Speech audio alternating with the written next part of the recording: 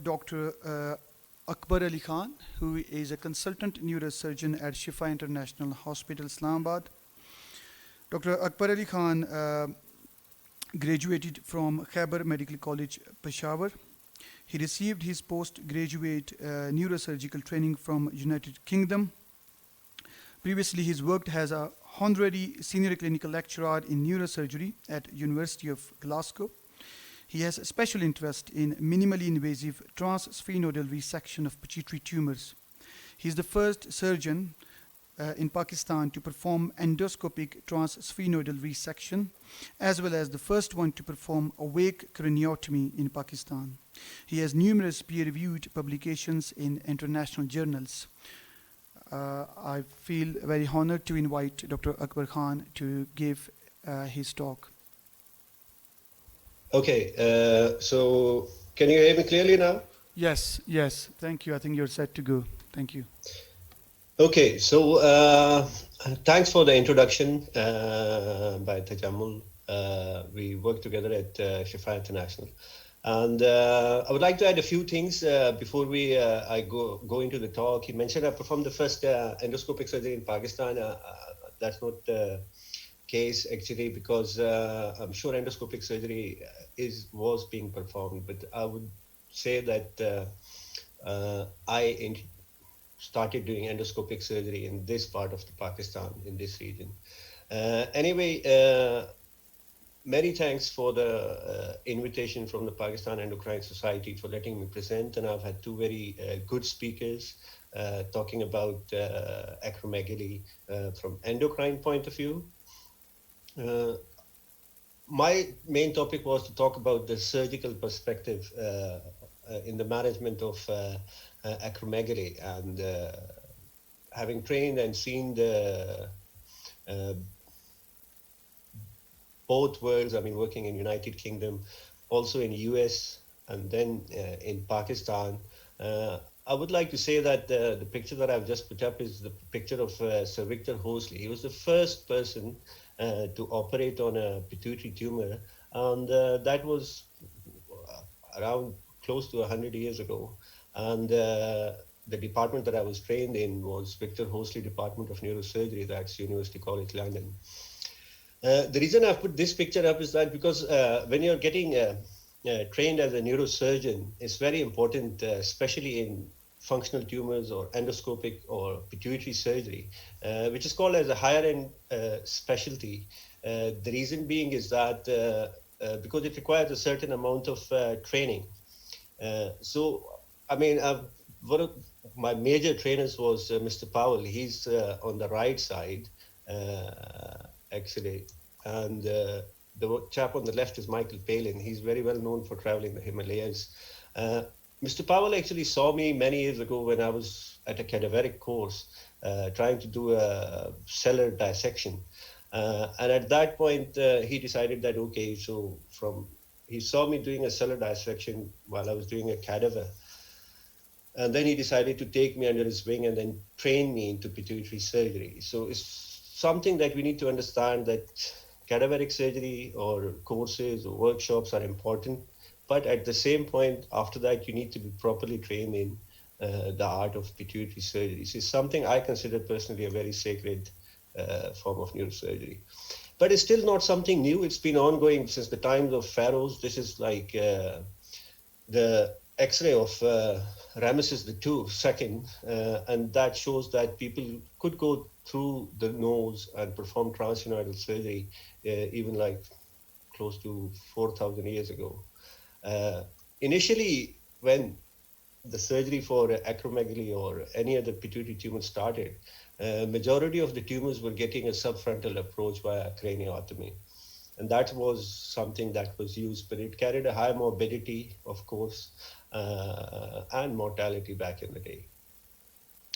Then, of course, surgeons tend to be very innovative, and they come up with various ways of going transsphenoidally. And this was back in the early days of transsphenoidal approach. This was one of the approaches used, which I do not think would be something acceptable in the current era.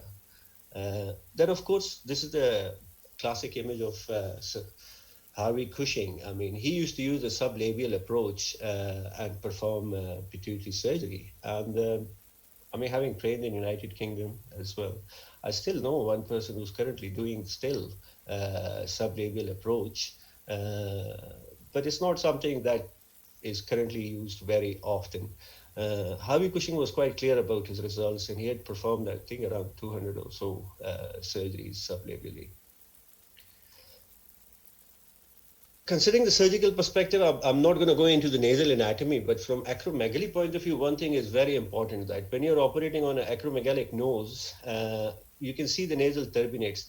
These are the normal nasal turbinates, but when you're operating on an acromegalic patients, they tend to have very large, their soft tissue is very large. Even there, from anesthetic point of view, their tongue is quite big. Their intubation could be difficult. And also because you're approaching everything through the nose, they tend to have big adenoids, big turbinates. So the space is fairly minimal. Just to show you, this is like kind of a classic thing. You can see in this sagittal image that we've got like only a few millimeters space to get into the sphenoid sinus here, and that is the sella. And at instances I've done lots of redo surgeries. It's very easy to go into the posterior ethmoids and end up in the anterior skull base. And that's a very rookie mistake when you do that, but that does tend to happen. And I mean, unless you're approaching other tumors which you can transsphenoidally, there's no need to go into the posterior ethmoids. This is another picture. You can see like the space available usually is few millimeters. This is an axial image, and you have to reach into the sphenoid sinus before you get into the sella. Again, this is a coronal image. You can see. So this is a normal patient. In coronal section, you can see the nose, and the turbinates seem to be pretty small. But in acromegalics, the turbinates can be twice the size of this, and it can be quite challenging operating on acromegalics, but that's why it makes it interesting. There are very important structures. I don't think I need to go into the basic details, but you've got carotids, and you've got the cranial nerves, and you've got the cavernous sinus. These three things are always there. And then you've got the optic chiasm, which is higher up. And they should be in your mind, I mean, if you're operating on them regularly, because complications that do happen tend to happen because of injury to these structures. I'm not going to go through the portal system, but there is a shift actually. Microscopic surgery was performed until recently, actually. As a matter of fact, I would like to add that initially, when I even started pituitary surgery, I started with microscopic surgery. And then I was told by my mentors that, no, you have to do endoscopic surgery. So the boss who taught me told me, no, microscopic surgery is not the way forward. Endoscopic surgery is. And it's quite clear from this example. He was the one who actually sent me to US and MD Anderson as well to go and further learn the skills. From microscope, using a microscope, the view is very limited. You can see that it's got a very limited view. You're just looking through a tunnel at the other end. So you cannot really go laterally anywhere. While with an endoscope, you can go to various places, which I will explain later in the videos which I've got of my patients. So this is just some images to show like how when I, as a surgeon, go into the sphenoid sinus, what do I see? I mean, you can see the optic nerves, quite obviously. You can see the sella, the clivus. These are the carotids on both sides. So everything is very important. Pituitary is a fairly midline structure, but there are very important things around it. This is a view from my scope, actually. You can see the sella quite nicely. This is the sphenoid septum, which I've taken, and I've entered the sphenoid sinus. The reality is entering the sphenoid sinus is pretty straightforward after you've done it like a certain number of times. I mean, during my fellowship, I think I did around 60 cases properly supervised with my surgeon standing right next to me. And that is the amount that gives you the confidence and experience then to be able to perform these kind of surgeries independently. Because you tend to learn every little technique and everything, which is something I think in due course we'll be introducing in Pakistan as well. But you can see from this image that I've entered the sphenoid sinus, which is and you can see the carotid on either side. You can see the optic nerves on either side, and you can see the opticocarotid recesses. Because I tend to do various other surgeries through the sphenoid sinus, including optic nerve decompressions. So the view is very important and the exposure. So this was just using a 0-degree scope. So there are different scopes that come in various angles. So 0-degree is when you're looking straight ahead. And then the other one is 30-degree. That gives you a view 30-degree to the 30-degree laterally or above, depending on how you're pointing the scope. So in this case, for example, I'm pointing the scope laterally. And I've taken the tumor out from this patient, but I'm looking laterally to look at the carotid and the optic nerve laterally. You can see with endoscopic surgery how different the approach becomes. You can see laterally, and you can see very difficult, like the in-depth and lateral approach, especially if you're operating on big tumors. This is again an image showing basically the removal of tumor, and you can see the diaphragma cella coming into view. And I'm going to show you a few videos which will further explain. Now, the topic was mainly acromegaly, but I will come into that as well. But there are, I personally perform various surgeries through the nose, including craniopharyngiomas, pituitary adenomas, meningiomas, chordomas, and it's the learning curve for these surgeries is definitely like you need to have a certain number of cases behind you before you get into these kind of further complex cases. There are certain key concepts as a surgeon, which we know that pituitary gland is an extra-arachnoid structure. That does mean there's a diaphragm above the pituitary, and if you're operating very aggressively, you tend to get CSF leaks, which can be challenging to treat at times, but not if you're dealing with them straight away there and then. Now I'm going to come to the main gist of the discussion. So this paper was published actually from Manchester, and it was the outcome of surgery for acromegaly and the need for a specialist pituitary surgeon for all types of growth hormone secreting adenomas. So this was kind of a landmark paper back in 1998, and that led to the change that previously was described by Dr. Ayuk as well, that you need to have a dedicated pituitary surgeon. If you do not have a dedicated pituitary surgeon, then your results are not going to be good. Because let me show you the numbers. So this paper, which was published from Manchester, UK, basically, they looked at 73 patients. So it was one of the endocrinologists who looked at the 73 patients. So there's not much I can say, because there are many, I think the whole Pakistani endocrinologists are sitting there. So there were 73 patients in this group.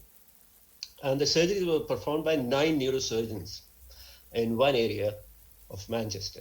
So the overall remission rate was around 18%. This is extremely low, unfortunately.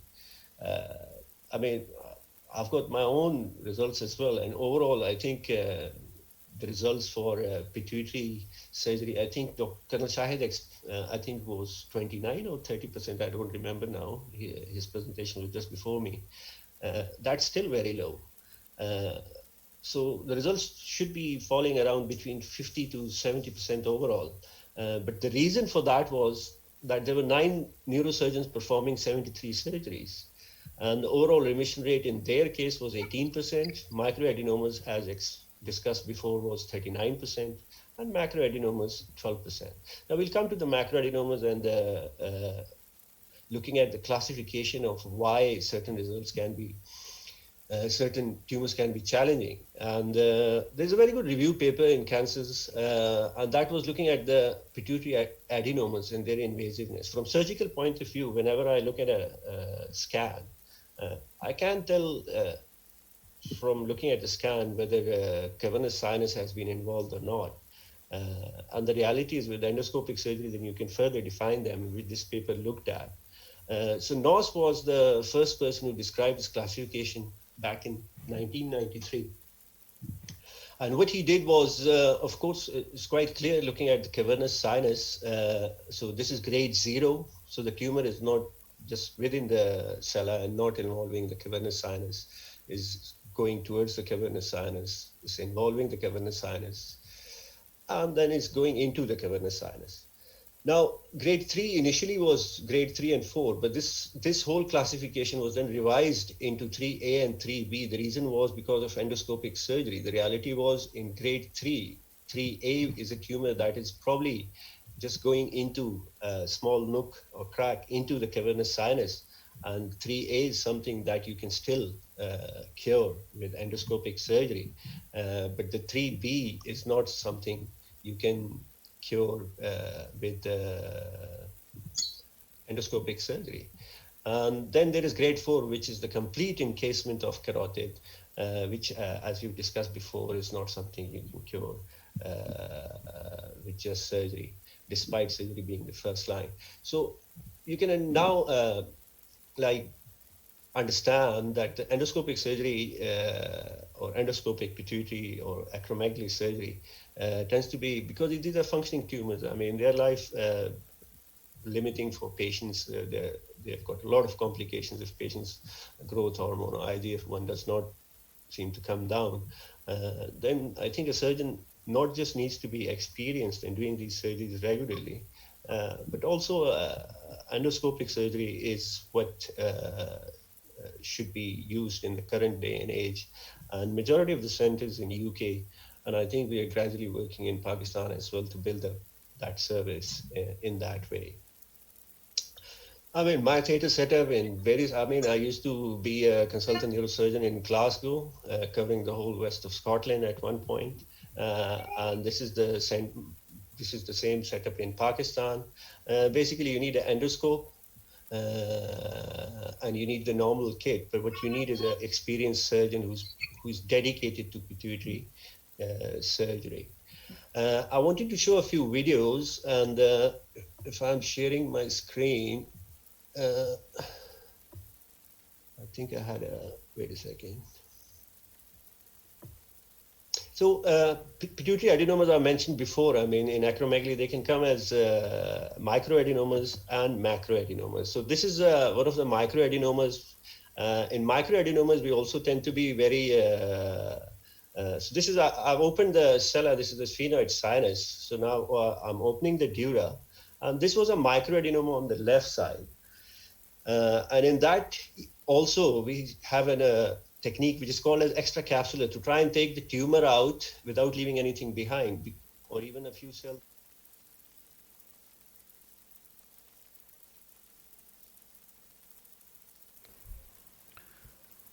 Sorry for interruption, Dr. Akbar. We can't see your video fully. I think you probably need to readjust your video frame. Is it showing up or not? No, it's not. It's just the upper half of it that we can see. Okay, let me wait a second.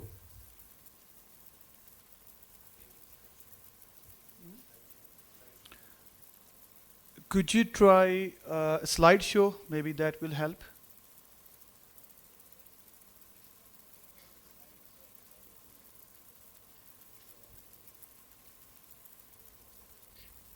Is my thing shared or not? It is shared.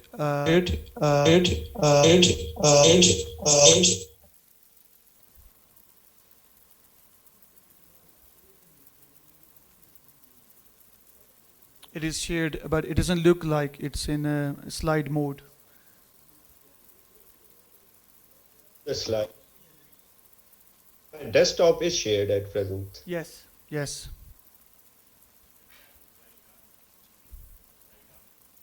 Because your slide is down, maybe if you could try to move the whole frame up. Yes, it's going up now, but the video is still down somewhere. We can only partially see it. Maybe you could Can you, try to close it and restart again. Just the video. actually,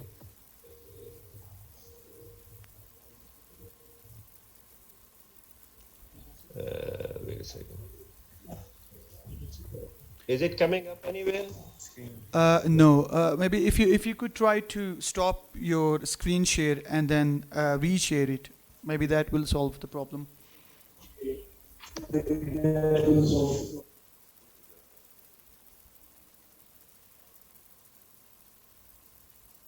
Yeah. Is it coming up now? Yes. Yes, that's much better. Thank you. Okay. So let me just show you this. So this is what I wanted to show you was like, as I said, acromegaly adenomas can come as microadenomas and macroadenomas. And microadenomas, the aim is to take the whole tumor out. There are various ways of doing that, and one of them is to go extra capsular. So this is one of my cases. So I wanted to show the video.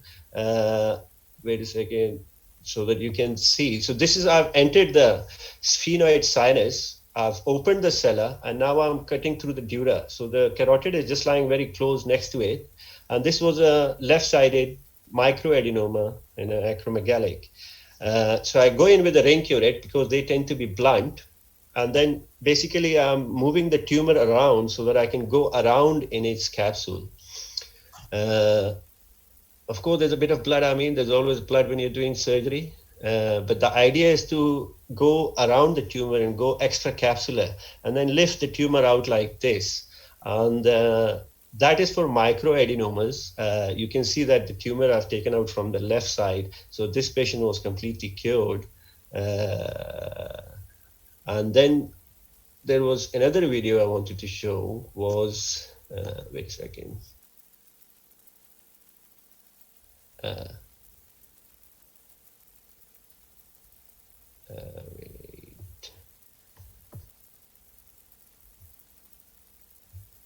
And that is a larger tumor, and that is like coming, as I mentioned before about the grades. Is the video showing up? Not yet.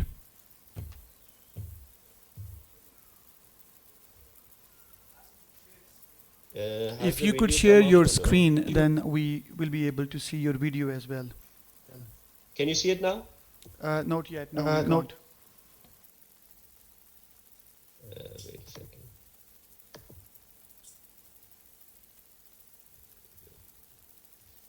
It will come.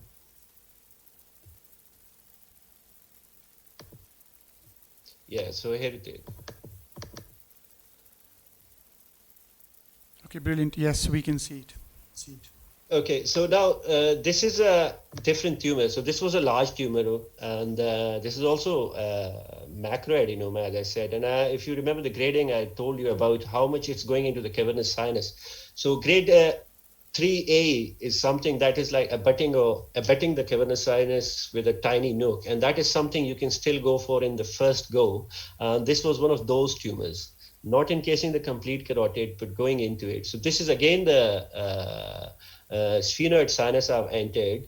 Mainly the tumor was on the left side and the normal gland on the right side. One thing we need to keep in mind is that once you've done a certain number of pituitary tumors, you can actually see the normal gland, and you need to protect that, because the morbidity of taking the normal gland out, I don't think I need to explain to endocrinologists what that is. So now I'm trying to take the tumor out, which is invading the cavernous sinus on the left side.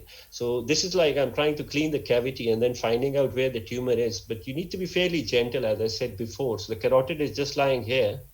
I mean, of course, if you damage that, we know what happens.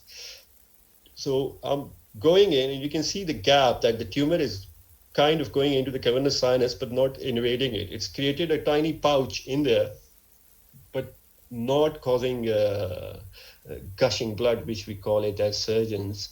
So you can still go and remove it. And then you need to be able to see the normal gland, which is visible on the other side. This is the diaphragm as well. And then you make sure you do not damage the normal gland. Now, this patient also had a cure, but majority of the tumors that come through with carotid invasion or significant cavernous invasions do not get a cure, which I think has been explained in detail before me as well. I think I wanted to have one last slide about conclusions, and the conclusions are very simple, which I think has been explained before by both of my senior colleagues. Is that a multidisciplinary approach? I think which when I started in Pakistan, that is almost 3 years ago, with my endocrinologists that I work with. I think I've got this kind of a thing. I mean, their number seems to be on my speed dial. To discuss any case that comes through, because in Pakistan the practice is slightly different. I mean, cases sometimes come straight to me, sometimes they go straight to endocrinologists. But what's important is to have the same attitude as you were trained back in the day, and I've kind of kept that a multidisciplinary approach. I think to every case that comes to me tends to be discussed with the endocrinologist. The other thing which I mentioned before, subspecialization of surgeons is very important, which seems to be, I think, probably a work in progress in Pakistan, and we are going towards that way, that it does tend to improve the outcome in patients, which I've already explained before with a series of patients from United Kingdom. And on top of that, of course, earlier diagnosis. I mean, in my practice, I've seen patients coming very late, not even knowing that they had acromegaly, and suddenly had a scan and found out that they had acromegaly. And early diagnosis is something I think which is very important, especially in Pakistan or anywhere else in acromegaly, so that we can pick the disease early and manage it. Thank you. Thank you very much, Dr. Akbar, for such a... Professor Khurshid would like to ask first question. Living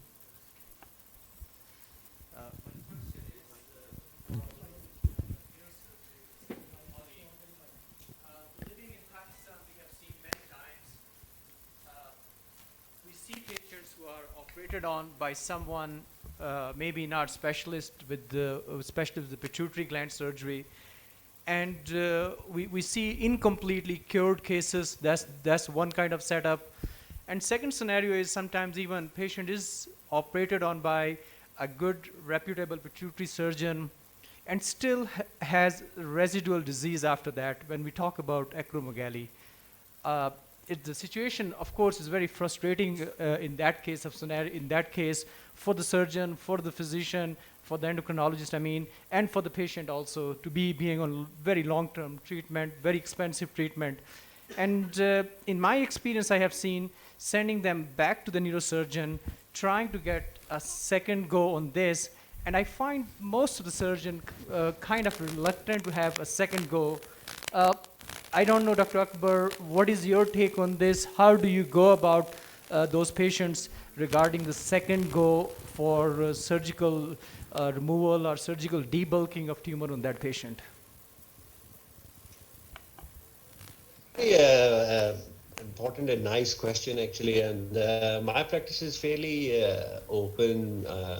And if a patient that I can cure, I'll definitely go for a second surgery. But if it's something, I mean, Dr. Ayuk is there as well. I mean, he had a very nice image of a patient with a small residual just lying outside the cavernous sinus. That's something you can go into. I've actually taken out a residual that was left into the sphenoid sinus. It was taken out from the pituitary gland, but it was left into the sphenoid sinus, and that was causing raised IGF-1. So if it's a surgery that is doable, you go ahead and do it, because again, it's not about